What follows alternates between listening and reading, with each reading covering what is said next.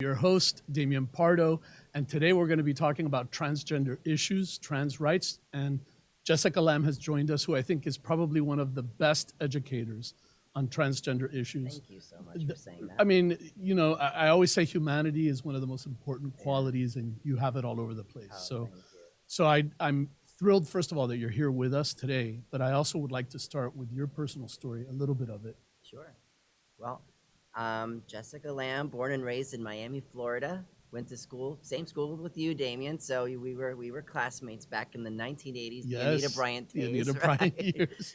And but back then, we couldn't be out and proud. So I was very much in the closet in the 80s, and in the 90s, I had a little more courage. I realized that my life was just not going to be okay if I didn't express myself fully. But what were you feeling like in So those the thing years? is, I'm a transgender woman, by the way, guys. So, if I didn't make that clear at first. So I did have male designation at birth. And I did have feelings at a young age that I was different, that there was something other about me. I identified more with female identity, but being raised in a very Latino Cuban family, that was not the sort of thing that we could really talk about. So I hid it very well during those times. And my parents always thought I was gay. Turns out they were right, just not the gay they thought I was. I was never a homosexual man. I was a lesbian woman trapped in a boy's body, essentially. Jessica, what we just said right now is so confusing to the majority of the population. And we were just talking briefly before the show, but that's one of the challenges with this issue. That's why it's easy fodder for politics in general, because there's such a lack of understanding. Could you kind of walk that slower in terms of how you were feeling at the time, how gender is different than sexual orientation, than who you might love? Yeah, versus... so part of what I do when I educate, there's the 4 components of sexuality, right? So there's your gender marker at birth. Now, did you get a chance to choose your gender on your birth certificate? Who decided that for you? A doctor, basically. And how did the doctor decide this? Did they do a DNA test on you or anything? No, most of the times they're looking at what genitalia is. The only thing genitalia tells you is what part of the reproductive process you're going to play. That doesn't talk about gender identity. Gender identity happens here in the brain. This is who I think myself to be. This is who I am. This is the drive that we have in our lives to be who we are. That question that everybody asks, who am I, comes from here. The passion we feel comes from heart. Who we're attracted to, that's different. How we express and ourselves. that's very difficult for people to understand. It is. It's very understanding. Most people would say transgender people are people who are really, really gay, so gay that they want to be the other sex. It has nothing to do with that. Yeah. So take away your penis. Does that change who you're going to? I'm sorry if I said a bad word. No, please. But but to take that away, that doesn't change who you're attracted to. If you were a veteran, let's say you went to war, and thank you for your service, but you had an accident, you stepped on an IUD, you lost the ability to have an erection, maybe it blew your bottoms off. Does that change you? You're no longer a man because you don't have a penis anymore? Or, if you're a man who has prostate cancer and you had to, remove, your testicles, does that make you any less of a man? I think the challenge is because when you're not the other, meaning when you're just everything's aligned, you don't think about it. Right.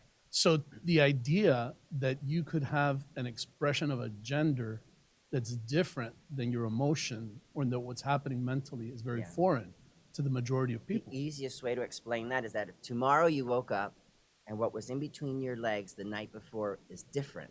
Let's say you went to bed with a vagina last night and tomorrow you woke up with a penis, and you look at it and it's like, what the heck did that get there from? Does that change who you are in that moment? It makes you wonder, why is this there? How did this happen? You might want to use it. It might be fun to use, but then it doesn't change you. Your body's changed, and now you are having a dysphoria about it. Very good. And that's the thing. It's no different than any person. Again, like I was saying, who am I? That's a very important question. And if you're a human anywhere on this planet, you come to that place where it's like, well, who am I? How you define that, that's what makes you different. The fact of the matter is if I cloned you, or if you cloned me, Jessica, do you get another Jessica? No, actually, you'd get a Jesus if you cloned me. And whether that Jesus is transgender or not, that's his life to live. That makes me unique. That makes you unique. That makes you different. That means you'll never exist ever again out of this space-time continuum. if Yeah. you want to look at it that way. And like with anyone that's different, whether it's different because you immigrated here or it's different because of the color of your skin or your religious affiliation, you're in the out group. And there's a big, large number of people that are the majority that are in the in group. And so when issues aren't understood by the majority of people, Well, that's the whole us versus them mentality. We're all, the man's out to get me, the us versus them. And then, this is how we don't get to, when we can't understand what the other person is going through, there's no way we can fathom. I can tell you, Damian, I'm having a hard time in my life right now, and it's really difficult, How would you understand what I'm really going through? You can sympathize with me, or you might even empathize because maybe you've gone through something.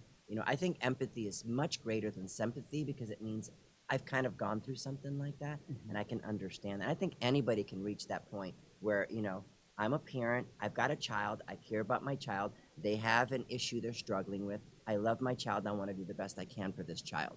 I don't understand what they're going through, and it's about that understanding. But when we come from an us versus them, this is all that's happening, bloody knuckles. And until one person, like a palm tree in a hurricane that kind of sways, right? What was that I was watching when the hurricane was coming through Fort Myers this past year, how the waters were rising and how buildings were collapsing, and those palm trees that were just planted were just still standing there. The sun came out and there was the palm trees with all this devastation around them. Why? Because they sway. And I think that when we're going like this, somebody has to sway. And if we can go like this, at some point this person might sway, and then what we're doing this, we might be applauding each other. But that's fine, we're applauding each other. Where we want to get is this, where we're going to actually connect with one another. And until we can connect with one another with empathy, with concern, with, listen, you have your views, I have my views, and that's okay. We can still coexist in this space.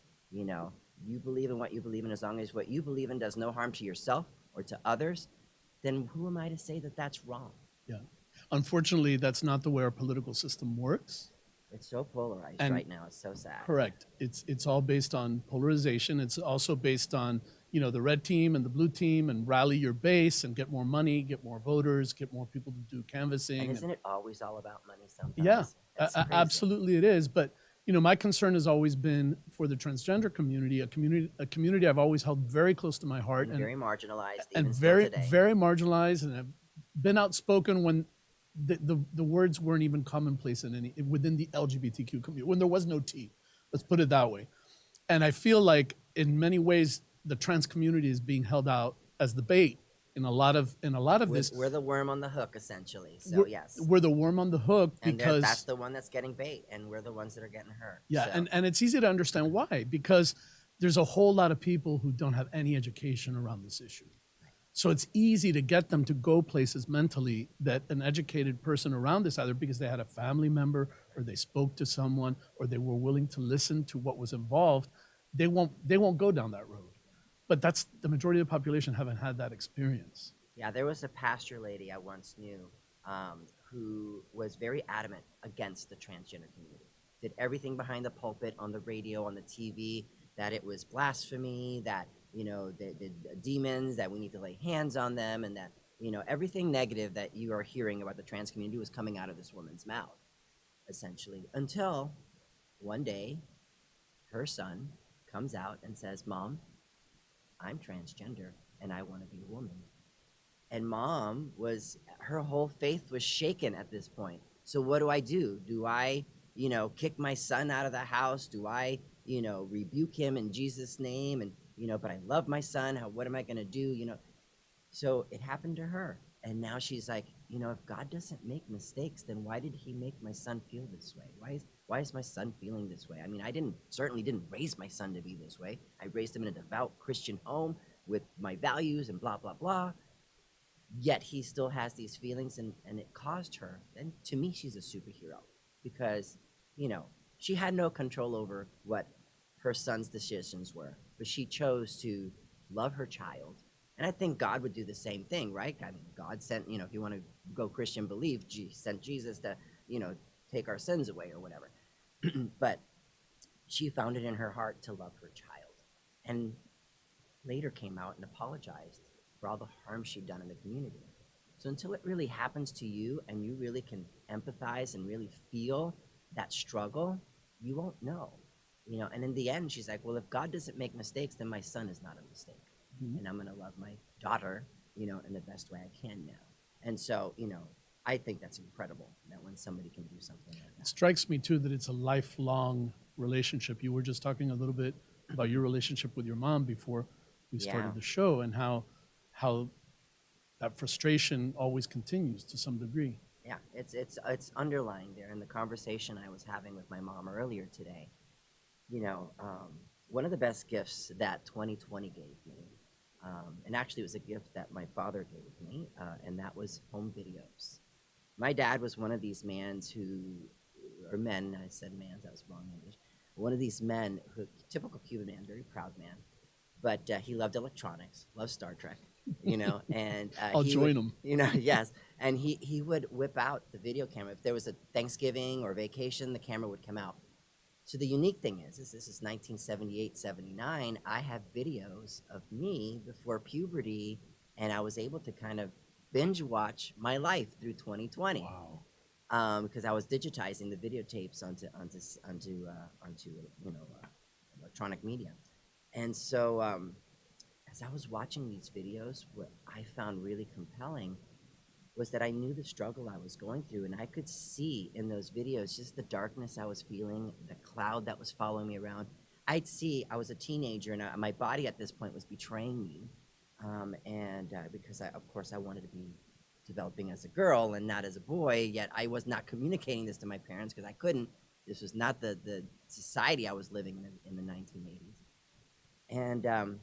and there I was on Christmas with my siblings, and my siblings kept coming over to me wanting to, you know, oh, did you see what I got for Christmas? And then with smiles, and here I am just forlorn and just sad and upset, and I was like, and I'm looking through the camera and I'm going, wake up, your family wants you there, they love you, I know you're struggling, but come on, there's happiness happening around you. And I really felt for myself, screaming into the TV set, tears rolling down my face at this point, realizing, you know, they didn't know what I was going through, but I wasn't willing to tell them because during that time I couldn't. It was not anything we could talk about. We can talk about it today. Yeah. When I couldn't talk about it back then. And we talk about it today, and there's still great fear that, you know, we're going to be persecuted against. And I think one of the messages know. you were saying a little bit before was how important it is for young folks who may be going through that now, Yeah. that we're never going to go through that again. The No. 80s, like what you No. went through. What I've been saying basically is, if I could survive the 80s and 90s, and let's look in the 90s, right, when we started to get some representation in media. We had the movie Boys Don't Cry. We had another movie, Soldier's Girl. You know, we had movies that were really compelling movies about this topic, and they were always so tragic, you know. But it created some awareness, and people were becoming more aware of this. And this is where I started to come in with the educational piece back in 1998, 99.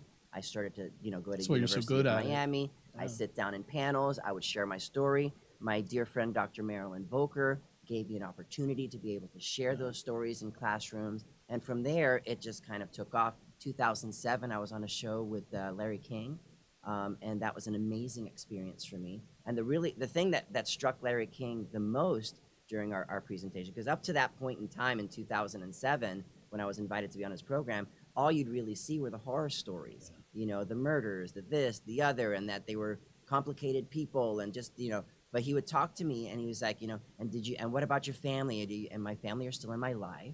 I thank God for my family, because even though they don't necessarily agree with the choices I have made in my own life, when they said they love me unconditionally, they did.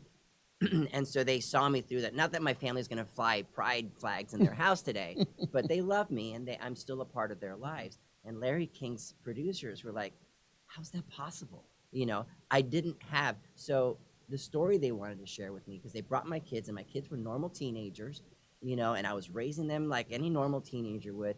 And what fascinated them was that there was not that drama. You know, yes, there were pieces in my life that I had to deal with, like with school and with my kids, classmates found out I was transgender and the struggles they went through. And so, yeah, I mean, not everything was, like Larry King said, hunky dory. Yeah. But we were working through those struggles in a very constructive and positive way. Yeah. And that's what brought me. So that in 2007 brought me in a place where it's like, you know what? I need to educate about these things. And I that's also when we think did in the trans Hispanic fund. So- families in general, and Hispanic families, it's very hard to let go. Parents don't usually let go of their children like that. No. So I think that's. It's hard. My mom used to describe it to me as a dark cloud that followed me my whole life. Oh, She wow. was like, there's a black cloud that she said it on a television interview that my whole life I was this happy kid. I was one that never got sick. I was one that got great grades, and I had friends, and I loved Fonzie and I loved Captain Kirk, and I was into all the boy things too. But there was always something like an underlying sadness that she saw there, in spite of everything. How did that feel to you? know. That underlying sadness. I mean, you probably didn't have words for it. I had the words for it. You did. And that was my gender identity. I just didn't know how to express those. Those words were in here somewhere. Wow. And I just didn't know. I knew that, I always describe it as a movie reel, right? And so, and I also kind of describe it as maybe how a person who suffers with alcoholism might. Because it's like that thing in the brain always going, oh, I have to have that drink. If I don't have that drink, my life is, I needed to de-stress. I need, there's that thing that's always pulling you to that drink, right? That's how the alcoholic's life is like. For me, that pull was, I'm a girl, I'm a girl, I'm a girl. It was always up there in my brain, just swirling around. I didn't know how to deal with that situation except in private. I couldn't express it. I couldn't share it with my family. And when I did, when I was 13 years old, my mom said, well, I had a son and not a daughter. And she told me that I needed to stop thinking those thoughts, that, was not right, and that people would not be okay with me, and that I could, people might want to hurt me. And, at that point I thought to myself, well, as a kid, 14 years old, like, well, then my mom doesn't love me, she doesn't care about me, she doesn't see me. She was just trying to protect you. She was just trying to protect me. But now as an adult, I can look at that and see that and say, you know what? She didn't know any better.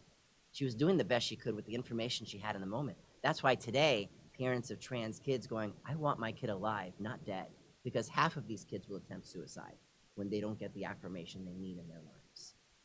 And so this is the hope I like to try to bring to today's generation, is if I could survive the 80s and 90s, then we can survive now. We just need to rally, and we need to believe in our political systems and rally behind the things that we want to support and want to be, because, there's other sides that are doing that and who are passing legislation, against our community, but that's what they believe, and they have every right to believe in all those things. Right. They might change their minds if, something happens in their lives that maybe say, well, maybe I did wrong. The point is you have to be willing to accept that, that we could be wrong. Everybody evolves. I love that word. They say it a lot. Like they say, oh, Obama evolved or Bush evolved on this issue.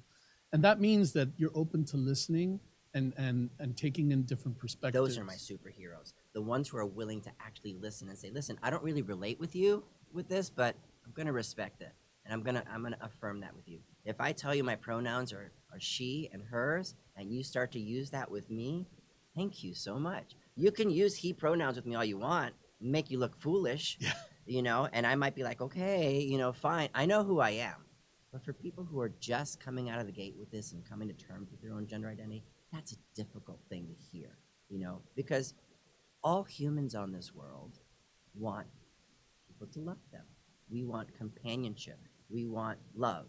We want people to see us, to love us.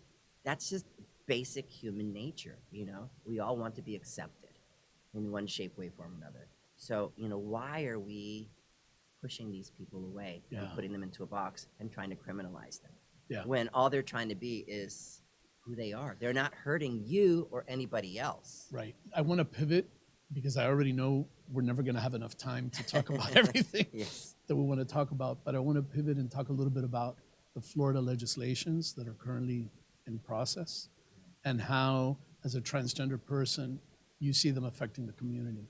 Absolutely. There's hopelessness. I'm already starting to see people taking their own lives over it.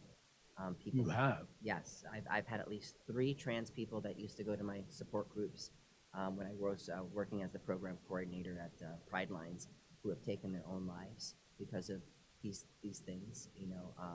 Some parents who I've been wanting to have them on panels to talk about their hurt, who just can't bring themselves to sit on a panel to talk about it because there is a lot of hurt around it. Things that they cannot control. They try, but we're the minority. And so as a minority, we continue to be oppressed because we don't have the majority, here. And so, Well, it strikes me that from a political perspective, that's a completely different world. All the humanity you're sharing right now has nothing to do with politics. that's Sadly. it seems. It seems so. Sadly. And if I break down, mentally, like what's called the parental rights bill or the Don't Say Gay bill, when I break that down, Which incidentally doesn't say anything about "Don't Say Gay" in that bill. right, right, And so, right. it's now called that, and it'll forever be known that as that Exactly. now. Exactly. But when the bill was first presented, on its face, it seemed like a great bill Yeah. until you read the fine print. Right. And Explain the fine print. fine print is being exploited. Where Explain you the can't bring fine that, print. where you can't teach kids, before the third grade level anything about gay or lesbian or transgender or any of these sort of things. Forget the fact that we've got parents who are gay, who have children in schools, and when they're ready to share their stories about their summer vacations, about my two dads or my two moms, can't share those stories because we can't say that, and that's protecting. Well, and then this is so I'm going to share with you what I hear in the world, Yeah. right, from different sides. One group says that's not true. Teachers can go ahead and talk about all that. It just Bottom can't. line, it was never part of the curriculum to begin with. Well, so. but it just can't be in the curriculum.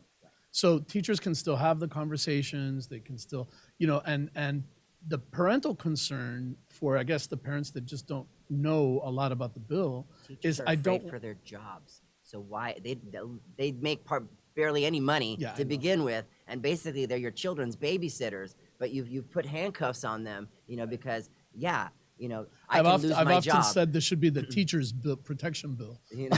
because it really puts teachers in a bad position. But the average parent out there is thinking, you know what? I don't want government or the school system talking to my kids about these issues. Which, to a reasonable person, you hear that and you're like, okay, well, I can see a parent. So when I was going to school, they weren't allowed to teach me about sex, and it was only in 5th grade that my parents had to sign a permission slip. But I knew about stuff before they signed that permission Of course. slip. Kids know, kids see it. And so it's out there now. Right. But even though it might be an illusion, that parent wants to maintain that illusion and maintain the control over, even though they don't have it.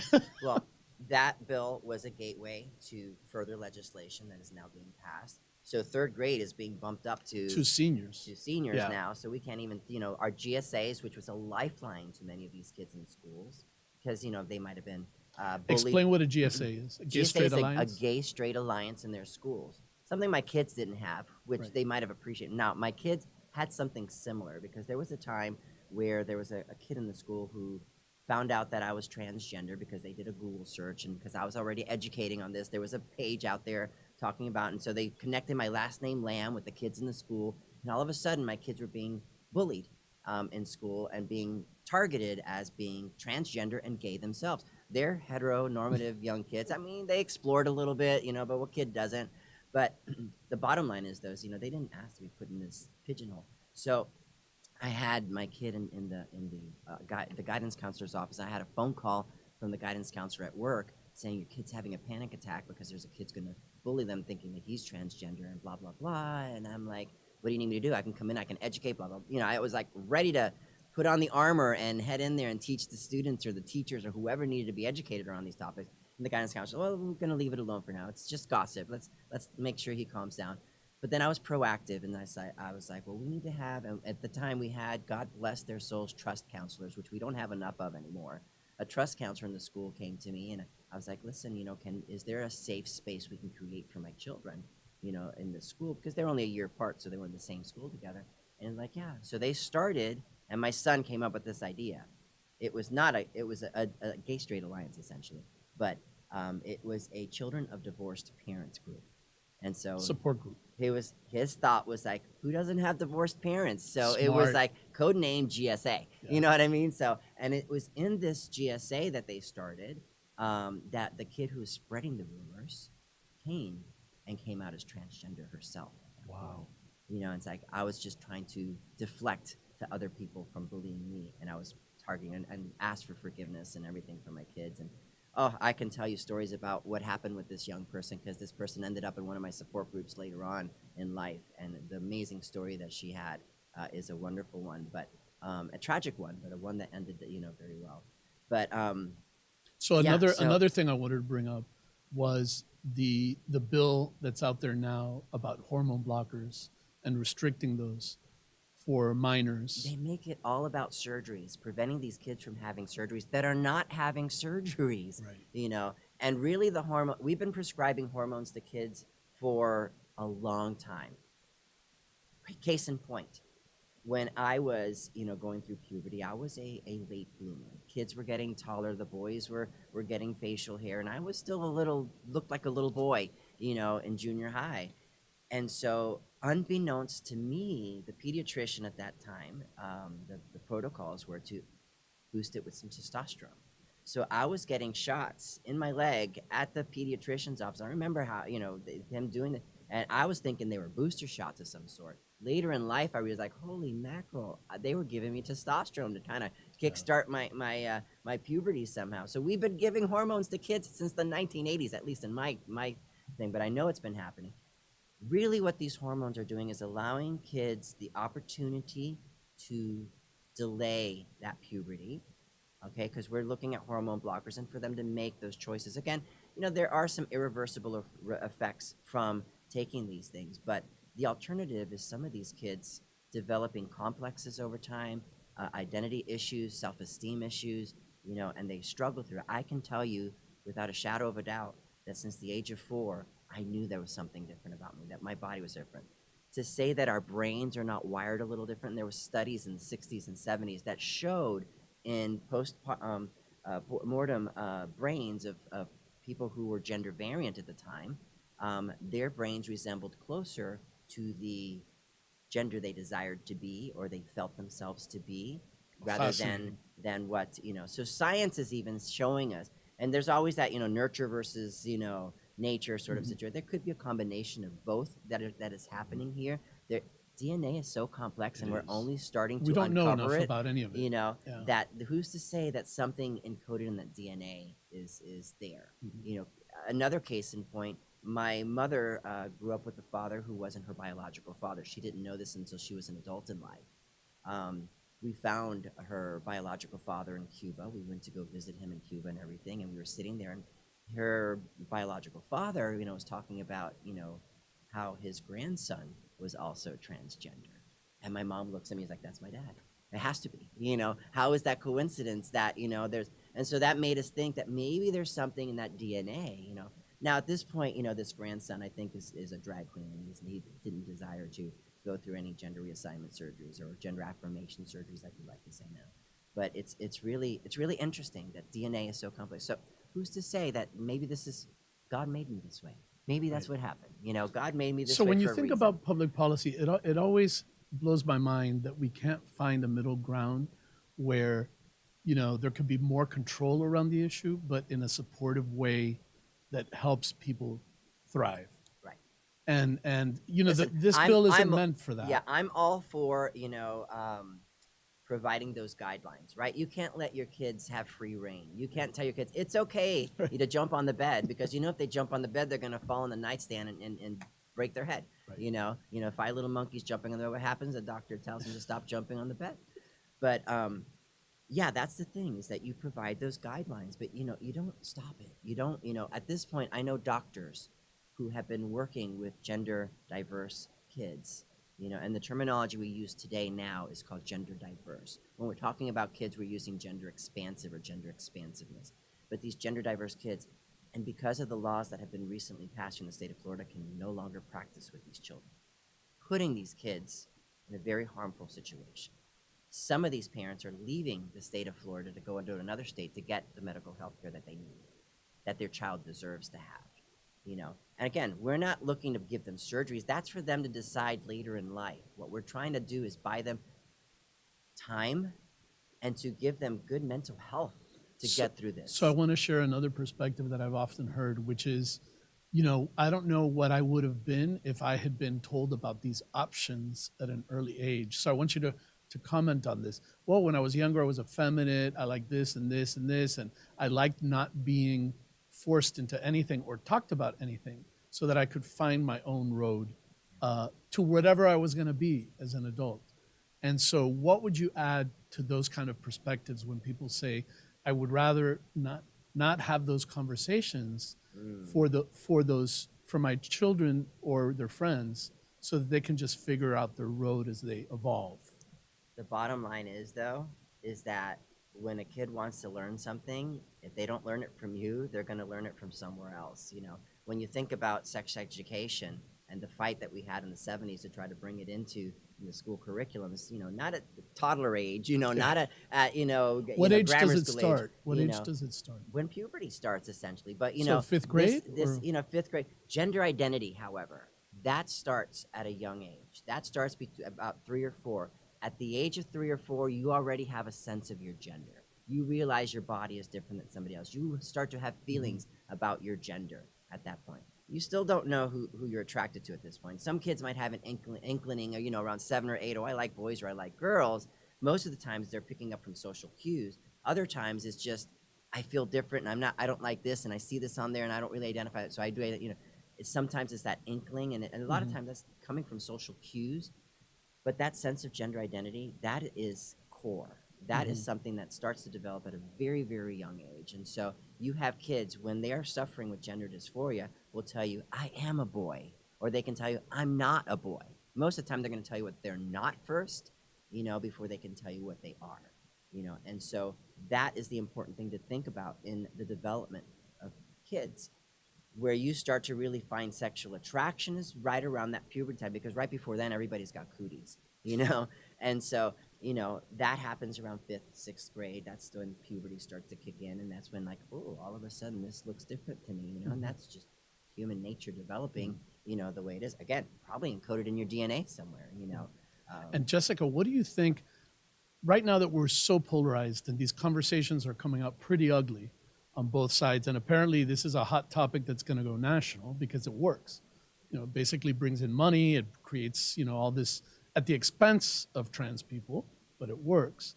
How can you help people have this conversation? How can you help them have it be non-polarized?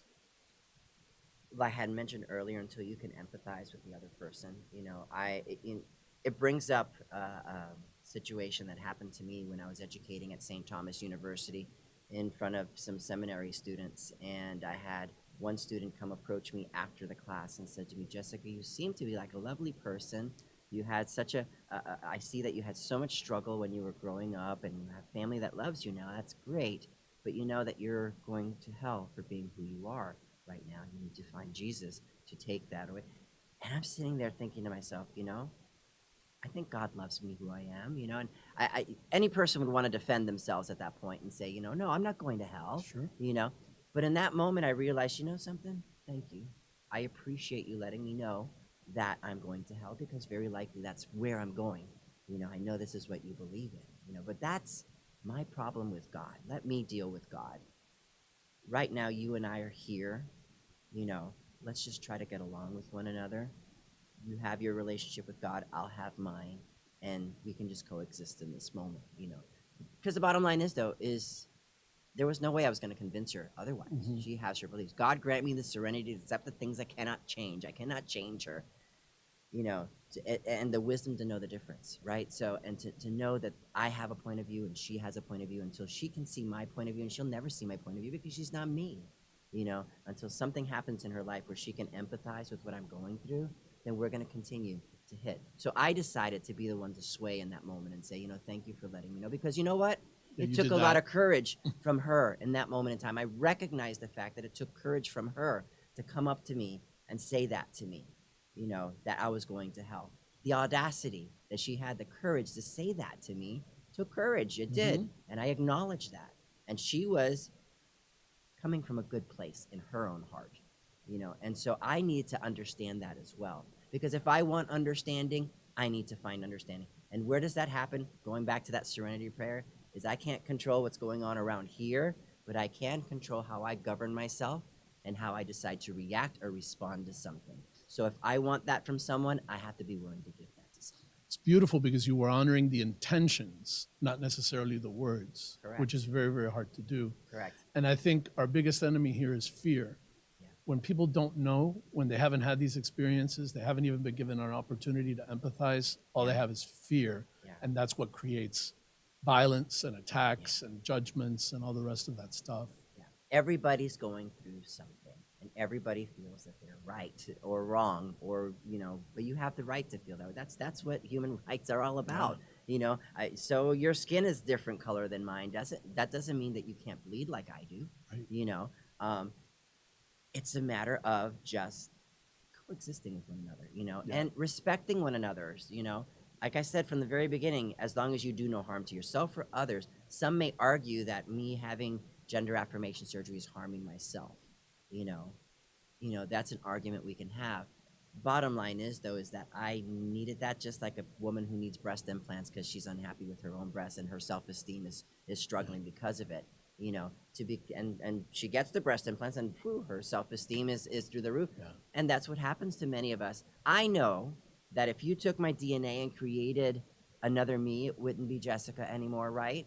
So that goes to say that whatever happens to my body when it regards to surgery is technically cosmetic because, it's not in my, but that doesn't make me a nicer person. If I ended up in a horrific accident and my engulfed in flames and I was just charred and a figure of something, does that make me any less human? Does that make me that I don't feel anymore? Mm-hmm.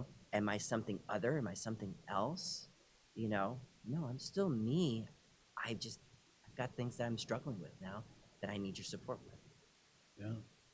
Listen, that's a perfect place for us to close this part. We should probably have more of these discussions. I hope that in society there are a lot more, especially before voting on an issue like this.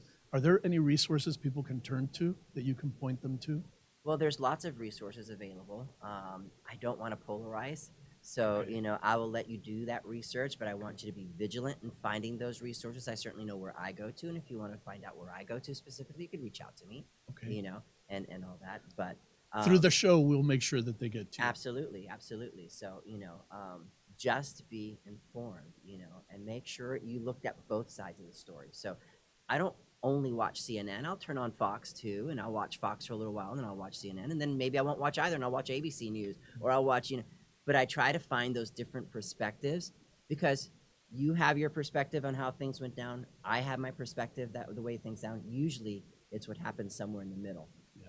So, and that's what we really need to look at. Jessica, thank you. As usual, I told you we would run out of time like immediately. But I really want to thank you particularly for being as vulnerable as you are, not only now, but for decades. Because it's scary not for me easy now. to do. I think I'm more scared now than I was in the 1980s, only because in the 1980s I was safe in my closet. I'm no longer safe in that closet. And Yeah. and And me sadly, coming we're out here- seeing, I mean, this feels like Anita Bryant starting all over again, like. right, and she with the wasn't even a beginnings. politician. She Right. was just a beauty queen. Yeah. So Thank you very much, my Jessica. pleasure. And to everyone out there, thank you for joining us in the Forward Miami show. And we